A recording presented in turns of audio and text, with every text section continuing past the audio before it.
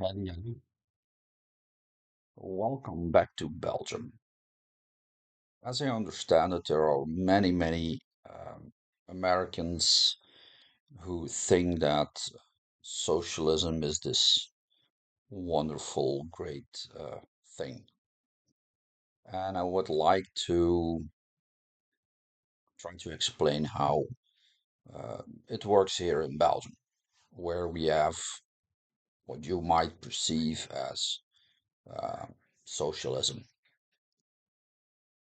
What is socialism in Belgium? Well, you might think we have um, good health care. As I understand, this, for many Americans, it seems to be some kind of, how you call it, miracle thing that you expect, because apparently all the people in the US seem to have some kind of problem with being sick all the time, as I understand it. Now, the fact is that you're not always ill or sick all the time. That being said, you have to pay one hell of a lot of taxes in Belgium. So what we have in our system is not for free. It simply doesn't. It simply doesn't work that way. Period. Everything costs money. The doctors, the medicines, everything.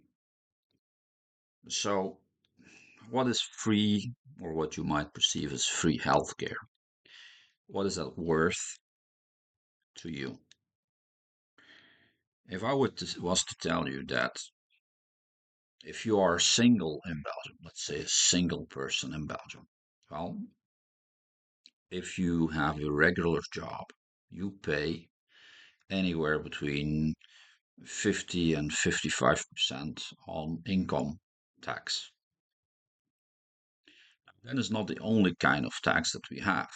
Just like in the US, Belgium also has many kinds and many forms of taxes, one of which is, all, VAT, the tax on added value.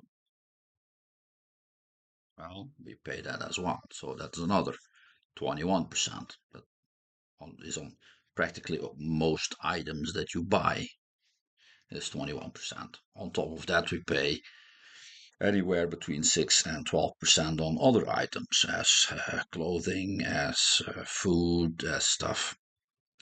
But besides the income tax, we have provincial tax, we have federal tax, and we pay on top of everything else, we pay all sorts of taxes, just like when you go and you buy a car, you have to pay the road tax, you have to pay.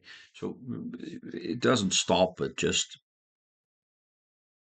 the simple tax that you have as a person. If we all added up, if we added all everything, if we count everything, we pay somewhere like almost 80% in taxes. If we get to keep 20% of our income, it's a lot. And just to give you an idea how bad the economy is in Belgium, 7 out of 10, 7 out of 10 companies that start are bankrupt within 5 years. 7 out of 10. Can you imagine that? If you start a company in Belgium, you have a 70% tax, you have a 70% chance at least to go bankrupt.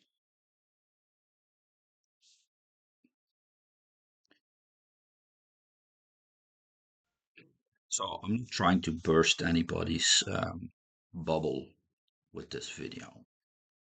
I'm just trying to give you a reality check, okay?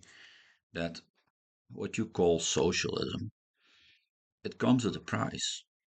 And what you also lose, or what we also lose in Belgium in general, we lose a lot of freedoms. We don't have the freedom to protect ourselves.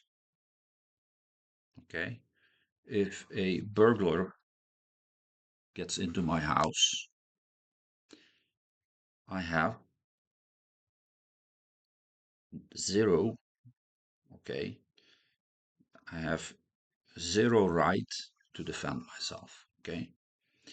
The only right that I have is if the criminal is unarmed and he attacks me, I can defend myself. If he has a knife, it's not necessarily that I am supposed to have a knife. If he has a gun, there's nothing I can do because I'm not allowed to have a gun. As you have very, very, very, very strict rules on guns in Belgium, so I'm not allowed to have guns. No, the problem is that the criminals they don't they don't care. They just break the law and they have guns, and there's nothing you can do. It's that simple. We even have a lot of rapes before, for example. This is not the utopia that a lot of Americans think it is in Belgium. The socialist part of the country is simply not working. It's simply not there, and more and more people are getting into trouble. I can give a concrete example of, for example, my neighbor. These people are in their 80s. They don't get any help, any. They ask for the social services, but the problem is there is such a great need uh, for the elderly that there simply isn't enough money or aid to be given, and there is simply no more uh, lean way, as to say, to increase all sorts of taxes in Belgium. It's simply not there.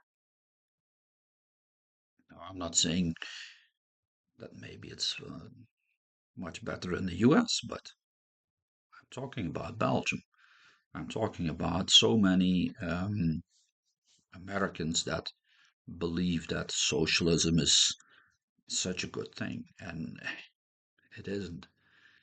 If I had um, the chance to keep all the money that I made in the last 30 years, just to keep it, okay, all the taxes, I would be a millionaire.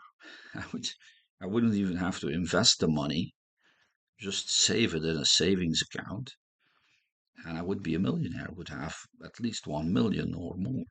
That's what we pay in 30 years in all sorts of taxes in Belgium. And what do we get back? Almost nothing. We got very bad roads. We got a lot of criminality. Criminals aren't punished. We got murderers that getting out of jails within 10 years, some even sooner. Just to give you an example, Marc Dutroux, you have to look up the name. He's one of the most famous child abductors and child predators in Belgium. He raped and murdered several children at a moment back in the 90s. They had to make special laws. I kid you not, they had to make special laws to keep him in jail longer than 30 years because if you get a life sentence in Belgium, that means the maximum amount of time that you will be spending in jail is 30 years. That's it. After 30 years, you get off. Now, because of all sorts of laws and technicalities and stuff, you get off much sooner. Okay? Most of them get off within 10 years, a third of the punishment. That's the maximum amount of time that most of the murderers and rapists and everything sit here. We've got a lot of pedophiles, for example. They don't even do 5 years in jail. Just to give you an idea what we're getting back in tax money, that's nothing. We don't even keep our criminals in jail in Belgium. If you write If you drive a car, for example, we have all these ANPR cameras, these digital cameras that read the license plates. So the government knows where you're driving. Okay. So, for instance, if you are a representative and you don't know the road really well, or you just follow the GPS, all chances are you're going to get a fine because we have laws that forbid you, even if you don't know it, to drive through certain streets. Because the mayor of that town decided that that street has become a sort of private road for only the people who live in that street. So what does the guy do? Well, he makes a local law. He says, okay, everybody driving through that street is going to pay a fine because we're going to register your number plate, and then you get a fine because you pay taxes to use all the streets, all the roads. Well, it doesn't work that way. You pay extra if you make the mistake of and you don't know it. You just simply don't know it. And if you know it, it's too late because you drive your car, you're gonna drive in the street, you're gonna see the sign. It's already too late. From the moment that you see the sign, the camera already has registered the number plate, so you know you're gonna get the fine. And then these are all these things that are going on in Belgium that most Americans simply don't know about. Maybe they don't want to know about. That's also possible. But Belgium isn't a very good country anymore. Um, I would say it's one of the worst countries in Europe. I think Spain is much better. Even Italy is, in my eyes, a much better country that has still some kind of civil liberties.